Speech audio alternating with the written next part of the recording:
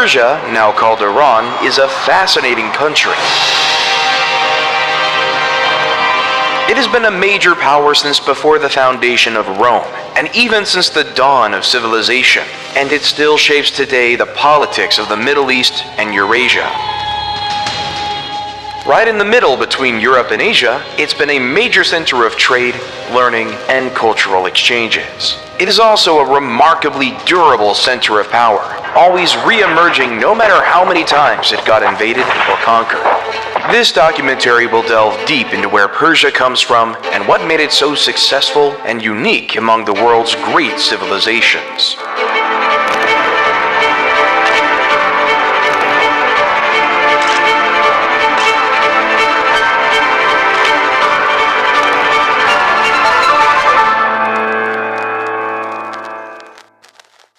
The area of modern-day Iran in historical Persia has been inhabited since early prehistory. It also saw some of the earliest agricultural villages in 7200 BC, notably Choga-Golan and Choga-Bonut, in the Zagros mountain in the west of the region and forming the western border of modern-day Iran. We know from these sites that wild barley, lentils, and various legumes were cultivated. We also found a 7,000-year-old jar of wine, now on display at the University of Pennsylvania.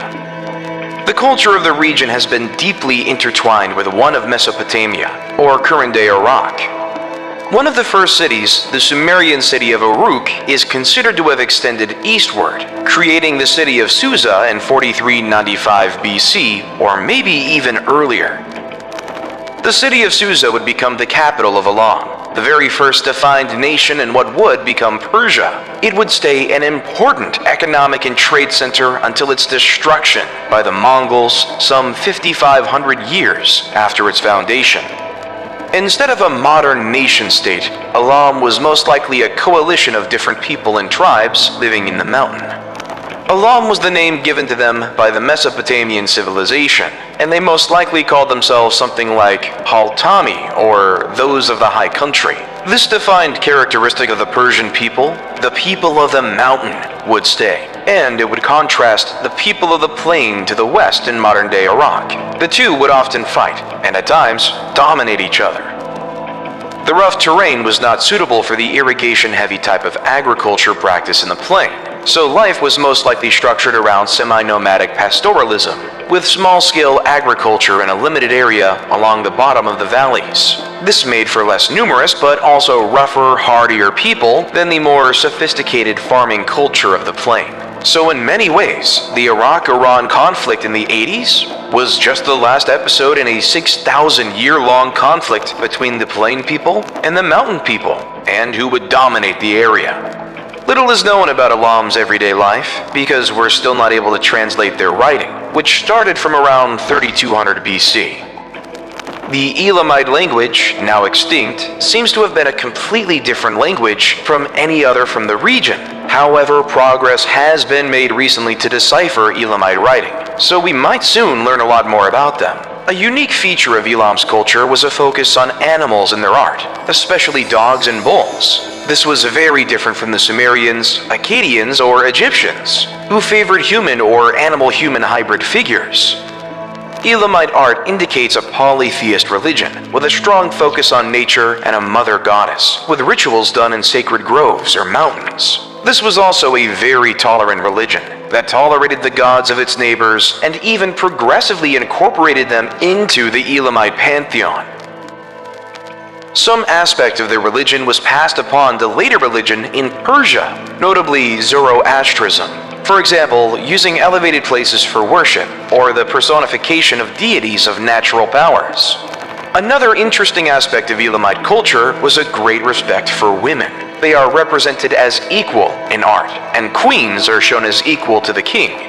This cultural trait would be preserved later in the position of women in Persian societies. In an earlier era, Elam was frequently invaded by its more powerful neighbors from the plains, which was more populous thanks to highly advanced irrigation systems. In fact, Elam is the loser in the first ever recorded war, with the invasion and looting by the Sumerians of Elam in 2700 BC. Susa would also be under Sumerian control, under the rule of the legendary Sargon of Akkad. But nothing lasts forever, and by 1100 BC, Elam was the rising power in the region. King Shutruk-Nahanti went on a series of conquests, rolling over most of the cities around Babylon. Later, Elam would stay powerful, but would fail to rule the region due to infighting between the heirs of King Shutruk. The king of Babylon, Nebuchadnezzar, would in turn conquer Elam in 1120 BC, illustrating the difficulty in obtaining a lasting victory in the region. We know Elam was trading with the whole known world, and not just its neighbors. We found in Susa plenty of artifacts from the Hindus Valley civilization in modern-day Pakistan. We also found objects from eastern Iran and Afghanistan, showing the existence of an active trade network, both by boat and by land. Afghanistan was also one of the major sources of tin, an essential metal to make bronze, the most advanced metal of the period. No doubt, Elam must have been involved in that trade and maybe resold tin from the east to the Mesopotamians, or even the Egyptians. They were also selling stone, metal, and wood that was lacking in the more desertic plains, crossed by the Tigris-Euphrates river system. This trading road would keep getting more and more important, and slowly involved in the Silk Road, connecting Europe to Asia, with Persia as the connecting point between the two. Progressively, Elam's power faded with the entry of the Iranian or Aryan people into the region. They were nomads who originated from the steppes of Eurasia, living a life similar to proto-slaves, Turks and Mongols. Over time, Elam and Iranians started to mix, especially in the south of the country. This was a gradual process that stretched over more than a millennia, starting in 2000 BC. Elamite culture would persist long after the Iranian people became dominant in the region. For example, the Elamite language was for a long time used as the main administrative language. This would indicate that if the Iranians ruled and colonized the area, the legal and administrative system was still manned by native Elamites. One of these Iranian groups, the Medes, started to federate the region under the banner of the first real Iranian emperor, Deioces, who refined from 727 to 675 BC, according to Herodotus. To give you an idea, the highly embellished tales of the 300 Spartans fighting Persia were from Herodotus. So, while important, Deioces might not have actually been the ruler of the whole of Iran. In any case, the Medes' unification was in large part a reaction to the brutal conquest and oppression by the Assyrian Empire. Deioces' grandson Cyaxares would ally with the Babylonian and destroy the capital of the Assyrians, Nineveh, in 612 BC. By 700 BC, the area was mostly populated by Iranian people, like the Medes, Persians, and Parthians. The Medes might have been the founder of the first Iranian Empire and the downfall of the Assyrians, but it would be another group that would take the lead of the region. The Persians, under Cyrus the Great, would form the first Persian Empire, also called the Achaemenid Empire. Cyrus the Great was a vassal of the Medes that rebelled in 553 BC, and then went on to conquer the world. By 539 BC, he had conquered Babylon. In 533 BC, he would enter in India and conquer the western part of it.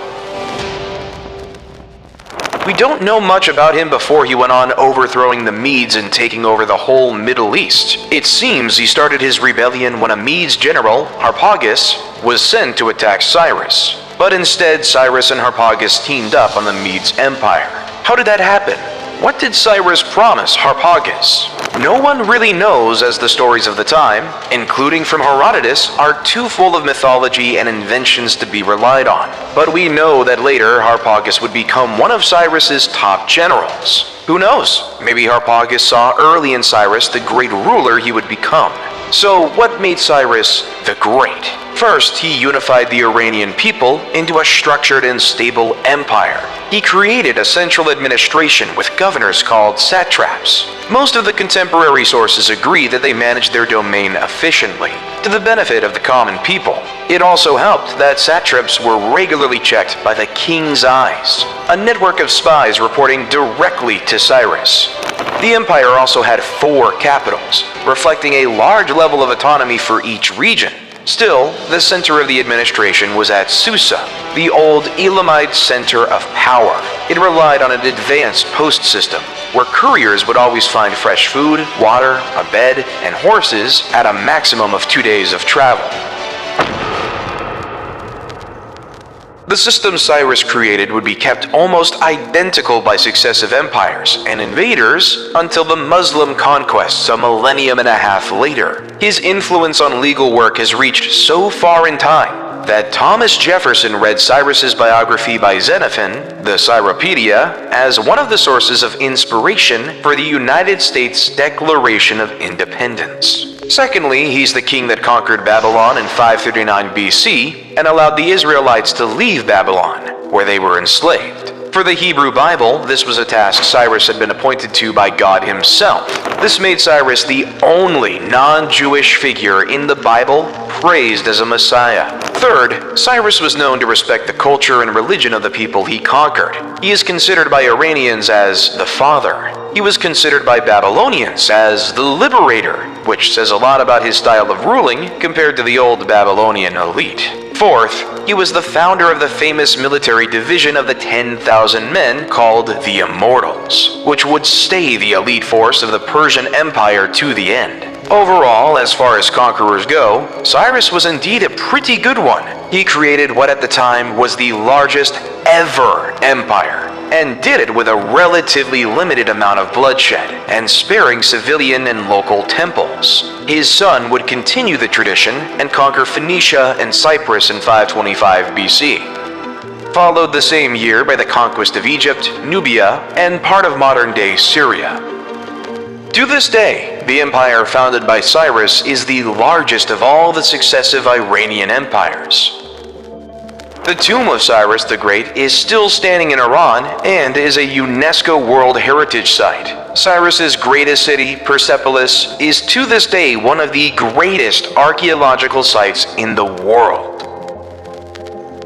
Following Cyrus's son came Darius I, the other great Persian emperor. Darius's reach would ultimately extend as far as an invasion of the Indus Valley, today Pakistan. But he is more remembered for the first Persian invasion of Greece in 492 BC. Bad luck would strike, with the lack of troops coming partly from a fleet sunk by a storm, and by the fact that the invasion of Greece was a really small campaign by Persian standards. So, the invasion would fail at Marathon in 490 BC due to a mix of bad luck and insufficient troops. Angered by the Greeks' resistance and surprise victory, Darius had planned a second invasion, but he died in 486 BC before he could execute it, leaving the task to his son, Xerxes. Xerxes' management of Persian troops in the Greek campaign was average at best, and by now the repeated Persian invasions had forced the often divided Greek city-states to unite. Still, he managed to burn Athens in 480 BC, which had been evacuated by its population. The Battle of Salamis in 480 BC would see the Greeks destroy the Persian fleet. Fearing being stuck in Europe, Xerxes retreated. He also had to put down a rebellion in Babylon at the same time. The remaining Persian troops on the continent were finally defeated at the Battle of Plataea in 479 BC. Xerxes would end up assassinated in 465 BC by the commander of the royal bodyguards. The Greeks and the Persians would keep fighting for influence over Anatolia and the Greek islands for the centuries to come, with none really taking over the other. After Xerxes, Persia would stay one of the largest world powers for almost centuries. One of the impressive features of the Persian Empire would be its effort to improve the conditions of the semi-arid region. After all, it receives only 124 millimeters of water per year.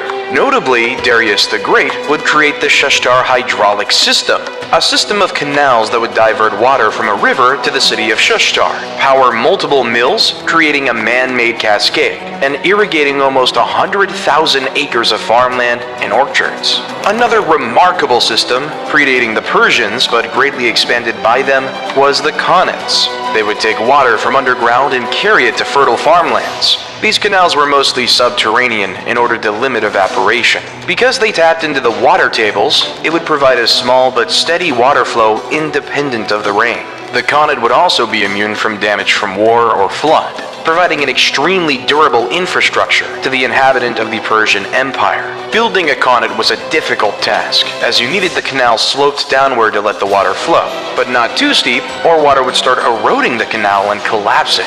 They also made a unique footprint on the landscape, as vertical tunnels were dug at regular intervals to give access to the workers during the construction and for maintenance. Another innovation was the yakshol, a dome of clay where Persians would pile up ice in winter to keep food cold the rest of the year.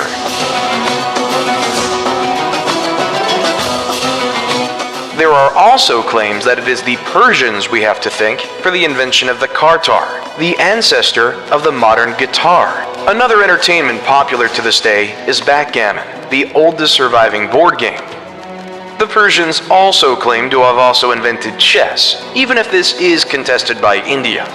The Persian culture and day-to-day life incorporated a wide array of regions and cultures. For example, slavery was relatively common in the areas of Babylon and Egypt, with a long history of slavery predating Persian rule. But overall, it seems slaves were just a minor portion of the society, and slavery was not a key component of it, less than in Greece or later in Rome. Persian women benefited from a remarkable amount of freedom by antiquity's standards. They could own by themselves land, businesses, and money. They could also travel freely. We also know that aristocratic women would ride horses and practice archery, activities that would have been kept only for men in other cultures like the Greeks. The only field apparently excluding women was ruling the country. One last innovation to be credited to the Persians is one of the first monotheist religions, Zoroastrianism. The religion was founded by Zoroaster, or Zarathustra. The exact figure of Zoroaster is lost to history, with religious tradition putting him in the 6th century BC. But some historians believe him to be more of a 10th century BC figure turned into a myth. Zoroastrianism explains the world as a place of a battle between a supreme god of good versus a supreme god of evil. It also contained belief in free will, life after death, and theology of angels and demons, heaven and hell. Historians of religion consider that Zoroastrianism had a major influence on other Abrahamic religions, Buddhism and Greek philosophy. One example is the 3 Magi bringing gifts for Christ's birth in the Bible, also known as the 3 wise men. The term Magi refers to Zoroastrian priests. In Zoroastrianism, the God of good is omniscient, knows everything, but not omnipotent, cannot do everything. Zoroastrianism also encouraged the protection and, to some extent, the veneration of nature, probably drawing from the older animist and polytheist beliefs of the Iranian people and the Elamites. Fire was playing a major role in the religion, with prayers usually done in the presence of a fire and sometimes flowing water. The Zoroastrian idea of the law of Asha, or truth and righteousness, was also claimed as an inspiration for Cyrus the Great's style of ruling and lawmaking, even if he didn't impose Zoroastrianism on the people conquered by Persia. Zoroastrianism is still practiced today as a minor religion in India and Iran. Overall, the Persian Empire seems to have been a relatively tolerant and good one, as far as empires go. It would punish rebellions harshly, but then respect the local culture, customs, and religions of the conquered people. Its governing principles were autocratic, but with the goal of improving the common man's life and developing a just and productive system, run by an efficient administration with many safeguards against corruption and abuse of power.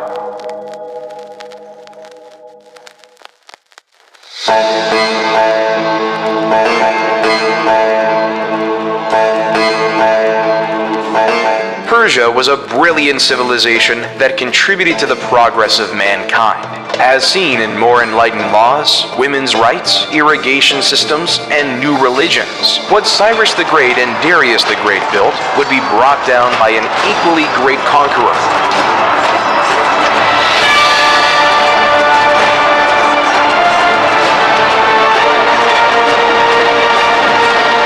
The Macedonian Alexander the Great. Alexander was a great admirer of Cyrus. Reading from an early age Xenophon's Cyropedia, One key aspect Alexander took from Cyrus's biography was his heroism in battle. Alexander was the king of Macedonia, a kingdom at the northern fringes of the Greek world. He was born in 356 BC and tutored personally by Aristotle. Yes, the Aristotle, the father of Western philosophy. Alexander was already commanding an army and ruling in his father's absence at 16 years old. And then he became king at only 20 years old. His father, Philip of Macedon, had united under one banner the Greek cities Illyria, the modern-day Balkans, and Thrace, modern-day Bulgaria and eastern Greece. Philip was assassinated in 336 BC by the captain of his bodyguard, similar of the fate of Xerxes more than a century earlier. The beginning of Alexander's rule showed he could be ruthless. He had one of his cousins and two Macedonian princes executed. Whether they were responsible for the assassination of Philip or not is unsure.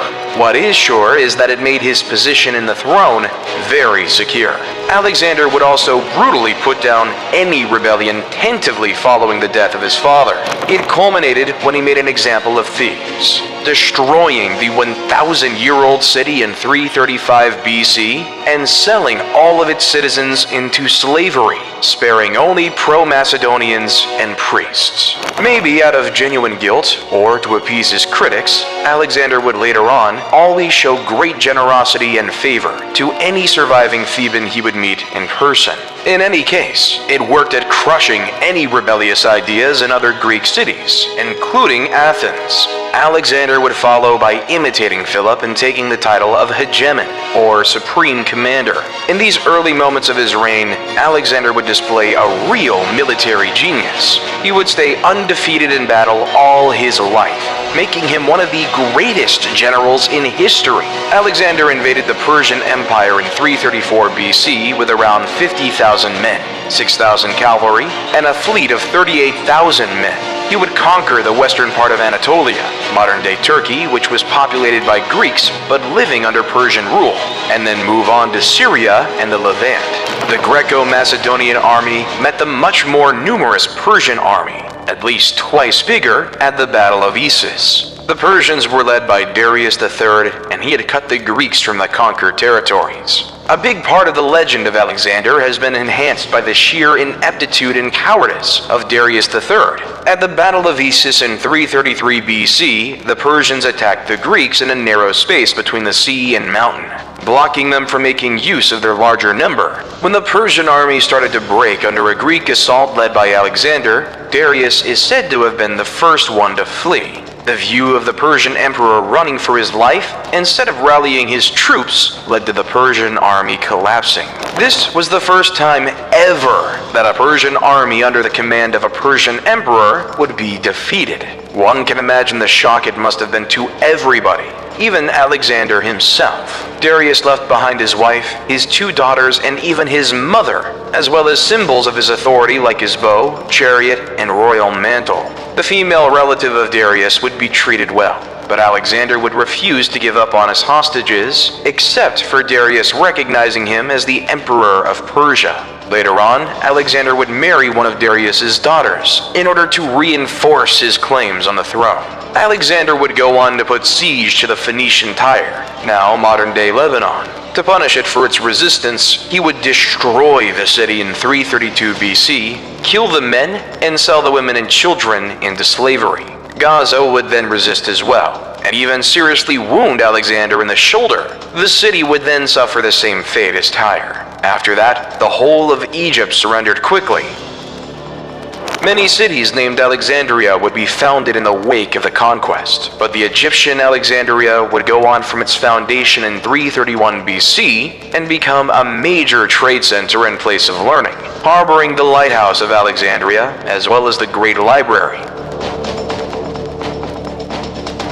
2 years after the Battle of Issus, Darius would flee again at the Battle of Gaugamela in 331 BC. This was despite once again commanding a larger army, fighting on a favorable terrain this time, and having competent and experienced soldiers and commanders. He apparently again fled first, way before any clear winner of the battle could be decided. From there, the Persian Empire would never recover. The rest of Persia fell right after, with Darius unable to successfully raise a full third army. The fate of the previous two must have made volunteers quite rare. In addition, the benevolence of Alexander to places that surrendered made it an attractive option at this point, and his brutality against Tyre and Gaza made it a bad bet to resist too hard as well. Alexander's military genius should not be dismissed, as he showed real prowess in his campaigns to keep control over his vassals since he was 16 years old. His ability to wield both diplomacy and horrific brutality also contributed to his lightning-quick conquest of the largest empire in the world. But a part of his astonishing success also stemmed from Darius's cowardice. Not once but twice did he single-handedly cause the rout of a Persian army twice the size of the Greeks by leading the way to safety. Quite the contrast with Alexander, which would constantly refuse the advice of his generals and lead the battle from the front line. This extreme level of risk taken by Alexander also had a huge impact. Both the Greek and Persian armies were an assembly of soldiers from very diverse and not always very loyal vassal states. When the Greek soldiers fought with Alexander, they didn't fight for the glory of Macedon, a state and culture many of them actively disliked. They fought for Alexander himself, who they had come to admire at a personal level for his courage. And in reverse, when the soldiers from Egypt or Babylon saw Darius fleeing, they hadn't much interest in fighting and risking their lives for a cowardly emperor. Many historians have tried to justify the fall of the Persian Empire as something almost inevitable. They describe the Persian Empire as divided, tired, and declining. But this can be contested.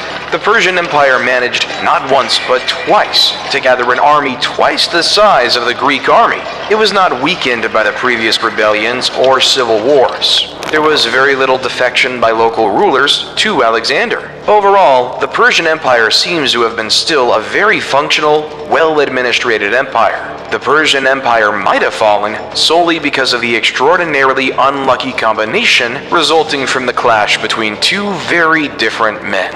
Darius III, a poor excuse of an emperor, and Alexander, a once-in-a-millennium military genius. By conquering the Persian Empire and uniting it with Greece and Macedon, Alexander had created the largest empire ever seen. The end of the campaign would see the Greek pillaging Persepolis for several days in 330 BC. A fire, intentional or not, started in the palace and burned down most of the imperial capital. It could have been revenge for the burning of Acropolis by Xerxes, or just an accident.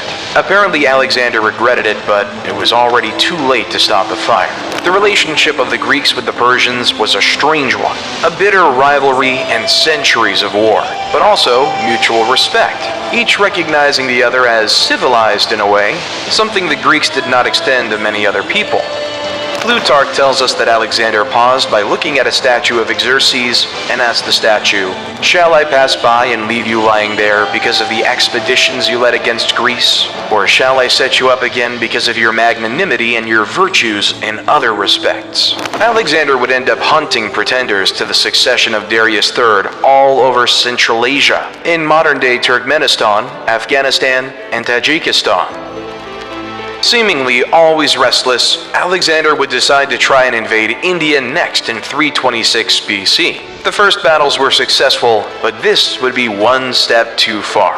The men were at this point tired of war and wanted to go home and profit from the spoils of victory. Ultimately, the soldiers faithful to Alexander were in open revolt. They would still obey him and defend him, but conquer no more. Alexander would be back in the old Elamite city of Susa in 324 BC. During the campaign, Alexander started to try to build his legitimacy as a Persian emperor in the eyes of his new subjects. This led to tensions between his Greek troops and him. One remarkable example is when Alexander, drunk, would end up killing a friend that had saved his life previously. The deadly fight started over accusations that Alexander had become corrupted by an Oriental lifestyle. Another issue was how to integrate the Greek and Macedonian veteran with the Persian officers. The initial mixing of command helped, giving Persian troops to Greek officers and the other way around. He also notably tried a wave of mass marriages between his officers and noblewomen of Susa, the now Persian Old Elamite capital. This would not have durable effects. When finally settling back, he started to put in order to the administration, including executing several satraps that had proven themselves corrupt or disloyal. Shortly after he came back to Persia, Alexander died suddenly in 323 BC. The likely cause was a fever caught in a nearby swamp. But of course, previous attempts and his position led to speculation about poisoning. There are dozens of theories about his death, none conclusive. Some would find it somewhat poetic that a man able to bring down an empire and survive countless battles and injuries would not fall from intrigue, but an ordinary and unglorious cause, like a disease. He would be buried in Alexandria, but what happens to his remains is unclear past the 2nd century AD. Conquest of Persia by Alexander would have lasting consequences. When Alexander was on his deathbed, his generals pushed him to name who the throne should be granted. He would have responded, "To the strongest." This led to the fracture of the empire in 4: Macedon and Greece, Thrace in the west of Anatolia, Persia proper with Central Asia, Iran, Iraq, Syria, and Lebanon, and Egypt, which also ruled over part of the Levant, Cyprus, and South Anatolia. The fragments of Alexander's empire would stay under Greek control or influence for most of the next 3 centuries. This period is referred to as the Hellenistic period. The local population would actually not see their life changed by much. It was mostly the aristocracy that changed into fully Greek, or a mix of Greek and Persian or local culture. A good example is the Ptolemy dynasty. Started by General Ptolemy, they would rule uninterrupted until Roman times, basing their power and military recruitment on Greek colonists, but also adopting local customs. The last member of this dynasty would be Cleopatra, the lover of Julius Caesar, ending the Ptolemaic rule with her death in 30 BC. This Hellenization would later see the rise of a Greek empire in Central Asia, the Greco-Bactrian kingdom, which ironically would be the last surviving kingdom directly and culturally related to Alexander's conquest. So far from Greece, the Persian Empire soon turned into the Seleucid Empire, named after Alexander's general Seleucus. The Seleucid would be in a bitter rivalry with Ptolemaic Egypt. It would fail to hold on to the territory west of the Indus River and settle it as a natural border with the Indian Maurya people. The Seleucid would try to expand westward into Greece, but would be defeated by the Greeks and their Roman allies. This would weaken the empire and open it later to conquest by the Parthians. The Seleucid would turn out unable to hold on to their empire, with their most lasting legacy being the Hellenization of the region. That same process, pushed by a stream of an immigrant from Greece, would ultimately weaken the empire, with notably the Jewish population successfully rebelling. By the time of Christ, the Greek language would be used for language of learning, trade, and culture. The first Bible would be written in Greek as well. In the Near East and Iran, the Greek influence would slowly fade away, with a progressive return towards Iranian and Zoroastrian ideas. The Bactrians in Central Asia would turn out to be the last standing Hellenic kingdom, with a culture mixing Greek heritage and Buddhism, also called Greco-Buddhism. It is from this region that Buddhism spread toward China. The Parthians were an Iranic nomadic people, living in modern-day Turkmenistan, not unlike the Medes and Persian before them. They were ruled by the Seleucid through Greek satraps until they rebelled and took over the empire. The one to accomplish that was Mithridates I the Great. He started wars in the east to control the Greco-Bactrians in 155 BC, and then occupied the Indus Valley and wars in the west to try to expand into Greco-Roman territory. This follows a now familiar pattern in Persian history. First, there are some natural geographic features. A center of power always based around modern-day Iran, and trying to expand east towards central and India, and west towards the Levant and Anatolia. Competent emperors manage to expand, bad ones see the empire contracting. When a dynasty really weakens, it gets replaced by nomadic invaders. First the Medes, then the Persians, and then the Parthians. For each nomad invasion, the pre-existing bureaucracy and lifestyle mostly stay unchanged, except maybe for the elite. The Parthian Empire was no exception. It is during this period that a full synthesis of Greek and Iranian culture would occur. And one good example of it is the cult of Mithra. Later on, Mithra would be a strong inspiration for the cult of Mithras by Roman legionaries. This cult would be competing with Christianity as a possible successor to the traditional Roman pagan gods. It was inspired by Mithra, but also incorporated a lot of other influences, including beliefs in astrology and divination. It was also a sort of secret society inside the Roman army, with multiple levels of initiation and secret hierarchy, a sort of martial Freemasonry. Going back to the Parthians, a unique feature of the Parthians was a ruling system that was a lot less autocratic.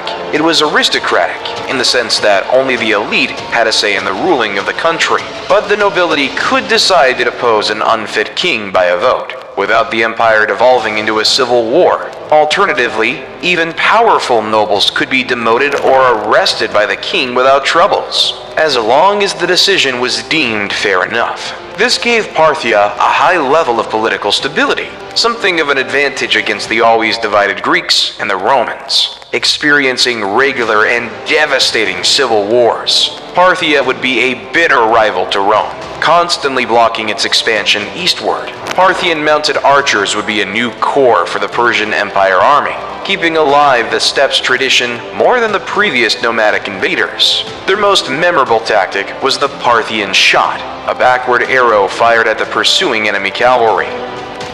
In one especially remarkable military campaign, the Parthians would be responsible for the defeat and killing of Crassus, the third member of the triumvirate with Caesar and Pompey. They killed him in 53 BC by making him swallow melted gold in punishment for his legendary greed. The Sasanian Empire would be the last pagan, as in not Muslim, iteration of the Persian Empire. The best way to look at the Sasanian replacing the Parthian is by looking at the origin of the founders of the dynasty and their ideology. They were from an old Persian noble family, from the same region that Cyrus the Great came from. The empire they built from 224 AD would put back Iranian culture at the center of Persia, with Zoroastrianism turned into a state religion. Hellenization would partially stay, but be much weaker in Iran than in the fringes of the empire, like in the Near East neighbors such as Lebanon and Israel. Other religions would be tolerated, but this characteristic would be essential in distinguishing this new Persian Empire from the Roman Empire, now turning into a Christian empire. Later on, the Sasanian would be the most dangerous and threatening rival to the Eastern Roman Empire, also called the Byzantine Empire. It is during the Sasanian Empire that the Jewish Babylonian Talmud would be composed, as the empire harbored several Jewish centers of learning. The Sasanians saw the rise of Manichaeism, created by the prophet Mani. It was a religion claiming to be the final revelation, synthesizing the teaching of Zoroaster, Jesus, and Buddha. As a result, it angered the hierarchies of all the main religions of the time. Manichaeism would spread quickly, even if repressed by the Sasanian Empire's leadership, but would be ultimately crushed by the various governments in the West, China, and the caliphates, and disappear completely by the 14th century.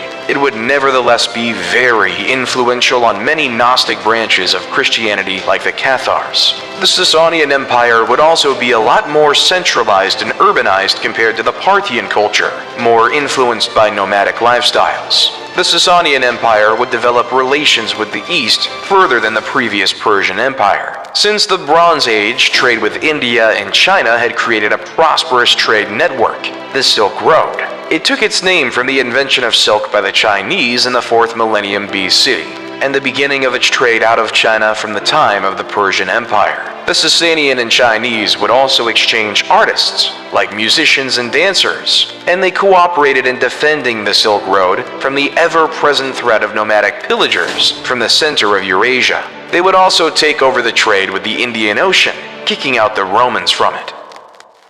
The Sasanian Empire is often described as the height of classical Persian culture, and a lot of their philosophy, architecture style, literature, and engineering would later be considered Muslim by foreigners, as the Sasanian style would be exported to the whole Muslim world.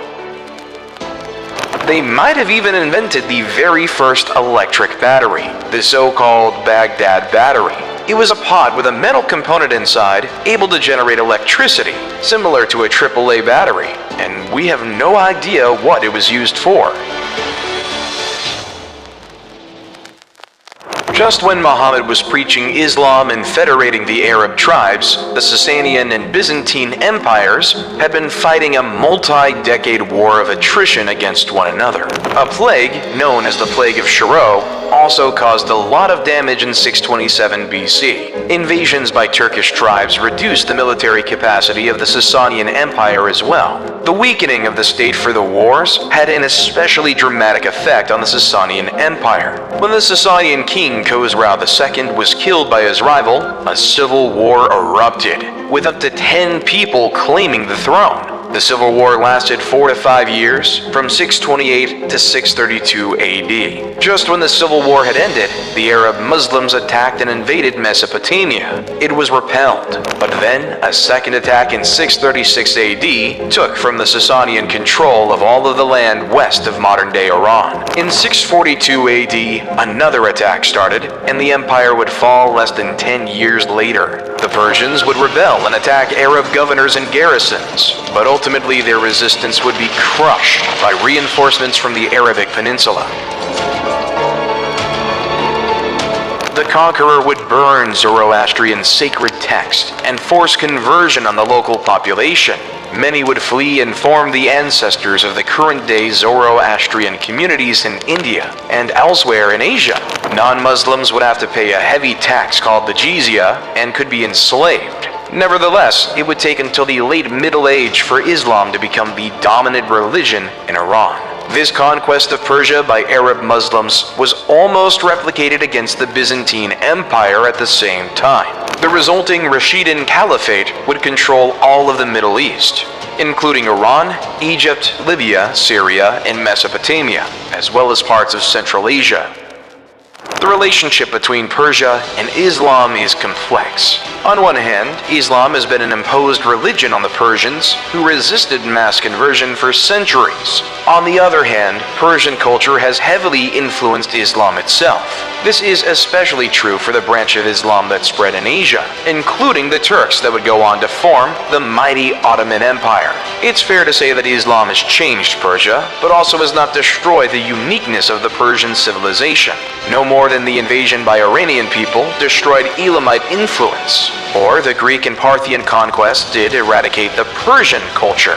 The caliphate that would take over the Rashidun Caliphate was the Umayyad Caliphate. While it was an Arab empire first, it also contained multiple elements of Persian culture as well, and drew a lot of its wealth and manpower from Persia and Mesopotamia. It also adopted the Persian administration and court protocol. The Umayyad Caliphate stretched at its peak in 750 AD from Central Asia to the Pyrenees Mountains in the north of modern-day Spain. The enormously overstretched Umayyad Caliphate soon started to fragment into more manageable smaller empires. This was also in part due to a split about who should succeed Muhammad. Due to the religious nature of Muhammad's empire, this split evolved into a religious split as well. Shia Muslims believe Muhammad appointed Ali, Muhammad's cousin, as his successor. Sunni Muslims believed he did not, as that Abu Bakr, appointed by a council of senior Muslims, was the rightful successor. This resulted in a bitter rivalry that is still alive to this day. Over time, this difference about political succession evolved into differences in theology and culture as well. Shia Islam would initially be most preeminent in Egypt and North Africa. Nowadays, Iran is considered the leader of the Shia world. It is often opposing the rest of the Muslim world in majority Sunni. The Umayyad Caliphate would be replaced by the Abbasid Caliphate. It was formed with the help of an Iranian general, and overall would progressively integrate better the old Persian culture and administration to the Arab rulers and their religion. The Abbasid would build Baghdad in 762 AD, near the site of ancient Babylon. The city would see the building of the world's first paper mill, using Chinese-inspired technology, and become an important center of learning for the Muslim world. It would study, preserve, and copy Persian, Roman, and Greek texts. The Abbasids would also trade and exchange with the rest of the world, and contribute to the spread in the west of Asian inventions, like the sextant, the number 0, or gunpowder. The Abbasid Empire would struggle to maintain a grasp on a very large empire, and progressively lose control over the most distant parts: Morocco in the 830s, Egypt in the 870s, and North Africa in the 920s. From 945 to the 13th century, the area would become controlled by the Seljuk Turks, coming from the Eurasian steppes, like the multitude of Iranian tribes before them. Once again, the pattern of nomads replacing a declining dynasty still hold true. Even if Seljuks ruled, the Abbasids stay nominally in control of the empire. In practice, the Seljuks would control the state and the army, but the Iranian would control the administration. The Abbasid Empire is generally considered as having been the engine behind the Islamic Golden Age. It was a period of scientific development, building on previous knowledge from the Egyptian, Persian, Greek, and Roman, and on the exchange of ideas with all the cultures of Eurasia, from Western Europe to India and China. This led to considerable progress in various fields, like medicine, philosophy, astronomy, chemistry, geometry, physics, especially optics, and calculus, with the invention of algebra. A lot of the progress done in that time was also due to the work of minorities, like Zoroastrians, Christians, and Jews. Excluded from political power, they could still use their talents as doctors, scientists, and engineers. The Abbasids were also responsible for the production of some of the more well-known Muslim literature, like the 1001 Nights' Tales, likely at first a translation in Arabic of Persian texts, with origin in Indian literature. Additional folklore from Arabic, Persian, Mesopotamian, and Egyptian sources would be added to it. This is where iconic characters like Aladdin, Sinbad, or Ali Baba come from. As said before, the Seljuk rule in practice did not disrupt the daily functioning of the Abbasid Caliphate. The regular occurrence of nomads invading and replacing the previous dynasty ruling over Persia would be interrupted by the Mongol invasions. They differed from previous nomads' invasions by their scale and brutality. The Mongols would pillage and destroy most of the lands they conquered, culminating with the destruction of Baghdad in 1258. Many more cities than Baghdad were burned to the ground and their civilians slaughtered. The burning of Baghdad, the intellectual center of the Muslim Caliphate, is considered the end of the Islamic Golden Age. A considerable amount of libraries and other intellectual work, as well as mosques, were burned. Another difference between the Mongol invasion and previous nomads' invasions was the widespread destruction of qanats. Without these hard-to-build irrigation systems, many urban centers and agricultural lands would become uninhabitable. Persia recovered a little under the Mongol Ilkhanate that restored trade and repaired some of the irrigation infrastructures. During the occupation, the majority of the Mongols would convert to Islam. They would have a preference for Sufism, a sect of Islam with a predilection for esotericism and mysticism. In many ways, it blended well with the pre-existing Mongols' animist or Buddhist beliefs. Just when Persia was starting to recover, two events would wreck the region. The first reaching Iran in 1349, which would kill ultimately 30% of the population. The second was the invasion by Timur the Lame, or Tamerlane, in 1381. Timur would be the last great nomadic conqueror, and also one of the most brutal conquerors in history. He got his nickname due to injuries to his leg and 2 missing fingers from arrow wounds suffered in his youth. His tactic was simple. He would ask for unconditional surrender and nothing else. If refused, he would kill or enslave everyone on his path, including the elderly, women, and children. His campaign might have killed as many as 17 million people, a colossal amount equivalent to 5% of the world population at the time. At the time, many believed him to be a forerunner of the apocalypse, and maybe the horseman of war. In a paradox when considering his genocidal policies, Timur was also a great patron of the arts, especially architecture and poetry. Built on murder and violence, the Timurid Empire would fail less than a century after Timur's conquests. Persia would be partially ruled successfully by other nomadic tribes onwards, from 1452 AD. The Black Sheep Turkmen, or Karakoyunlu, would be followed by the White Sheep Turkmen, or Akkoyunlu, in 1467 AD.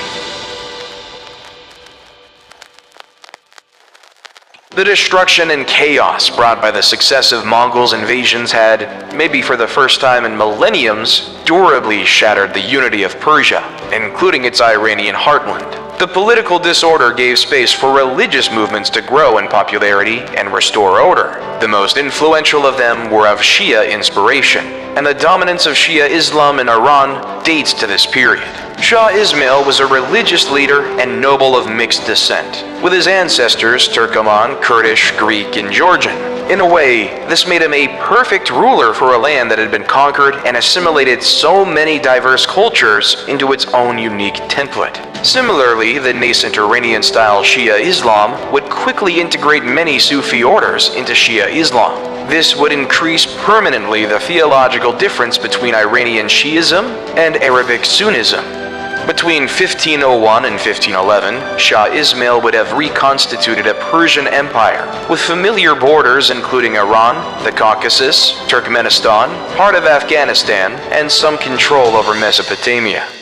The main struggle for the Safavid Empire would be their powerful western neighbor, the Ottoman Empire. While Iran was overrun by Timur and other nomadic tribes, the Turks had created a powerful empire in Anatolia that would succeed in the century-old goal of the Muslims' empire to conquer Constantinople. The Ottomans also controlled the Balkans, Greece, the Levant, and Egypt. At its peak, it would extend into North Africa and Ukraine and put Vienna under siege twice. Together, the Ottomans, the Safavids, and the Mughal empires would form the so-called Islamic gunpowder empires. Their expansion and armies were heavily based on the early mastery of gunpowder. They would form stable, rich, innovative, and expansionist empires. The Safavid Empire was a meritocratic society, where people might inherit the position of their father, but only if they prove worthy.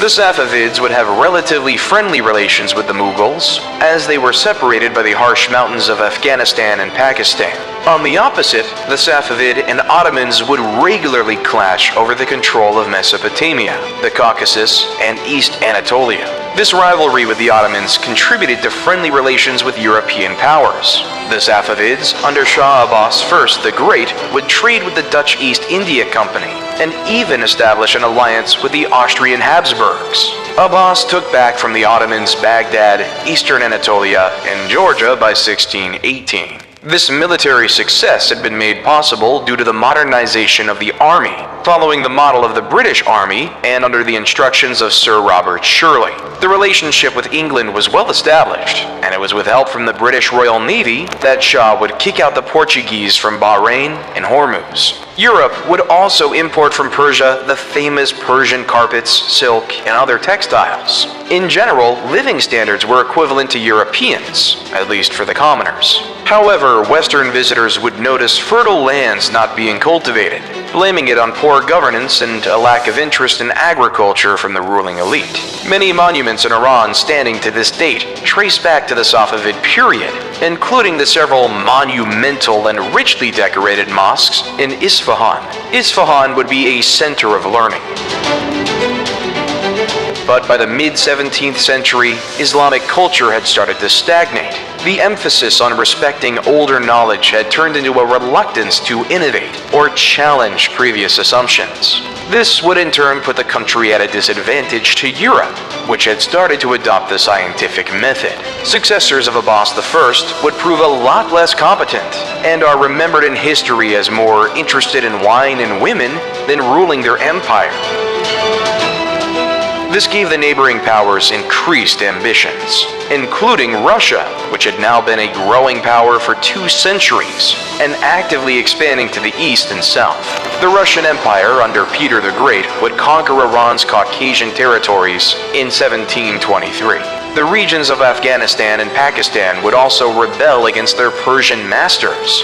Meanwhile, the Ottomans would also carve out a part of the Iranian territory. The Treaty of Constantinople in 1724 would briefly split Iranian territory between the Russians and the Ottomans. By 1735, most of these territories would be returned to Iran after a rebellion and a new Iran-Ottoman war. The man behind the restoration of an independent Iran in 1735, Nader Shah, would then attack India and pillage Delhi using the stolen riches to finance the reconquest of land long lost to the Ottomans. Over time, he would turn into a paranoid and cruel ruler. When he was assassinated in 1747, Persia controlled again the Caucasus, Mesopotamia, and parts of Anatolia. What followed was a long period of anarchy and civil war.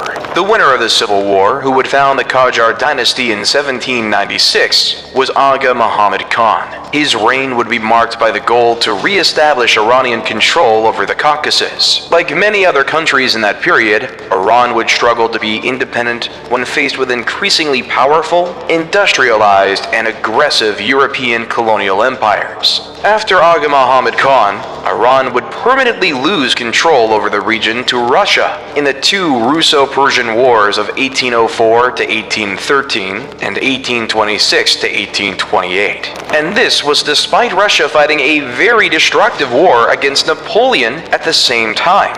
Many Caucasian Muslims would refuse to live under Orthodox Russian rule and migrate to Iran.